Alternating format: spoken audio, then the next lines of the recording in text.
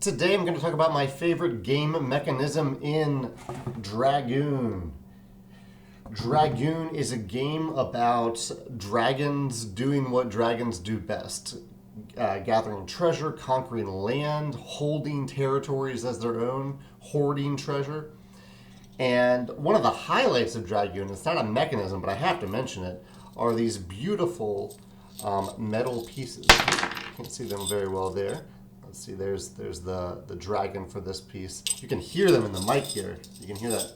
These are like heavy, big metal pieces, and this is a huge feature of Dragoon. These would not have the same impact on gameplay and on the value of holding a territory or conquering a territory if they were cardboard tokens. They're beautiful, beautiful components.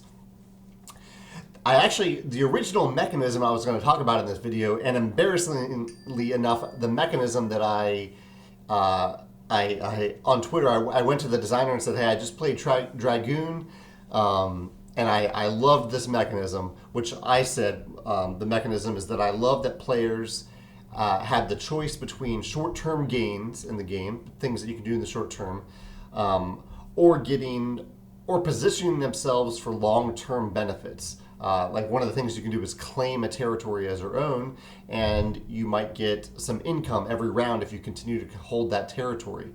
And one of the short-term benefits I named specifically was that players have to make the choice to draw cards in the game. There are very powerful cards you can get that add a lot of variety. Other players don't know you have them, so it's a surprise when you play these cards. And I said I really like that the game doesn't just hand these cards to players. I like that players have to use an action to draw a card. You can either use an action to discard a card and then draw a card, or maybe it's draw and then discard. Let's see, it is discard and then draw. Or you can just use two actions to draw a card. And the embarrassing thing is the designer came back to me and said, thank you, but you played it incorrectly.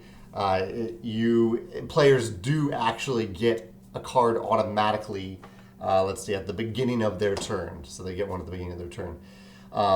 I think the thing that I like still stands in terms of that mechanism, which is that you still are balancing short-term things like getting cards now or playing a card now versus long-term gains. But this would have a significant or a decent-sized impact on the game. So I switched up my favorite mechanism, and I'm still mentioning that because mostly because the designer actually responded and said that there might be a variant where you can do that, where you don't get that card automatically. But I think the game is actually more fun if you have more cards to play. So the other thing I wanted to mention, the other mechanism that I think is really cool in Dragoon is one of the core elements of every round, which is that on this board, I'll pull out the board so you can see, the board is a tile grid here, you can see that. And at the beginning of every round, it's a cloth grid, but with this really beautiful art, very simple but beautiful. At the beginning of every round, you roll two dice, one that corresponds with the y-axis, the other with the x-axis, and you put a tile on the resulting territory. If there's already a tile there, then if the territory is just a town, I believe, it upgrades to a city, so it becomes more valuable if you roll the same territory. It's pure luck, and I think that some people don't like this element of luck in Dragoon or in any game because they might be positioned on a certain part of the board that maybe doesn't get a lot of dice rolls while another side of the board is, or vice versa.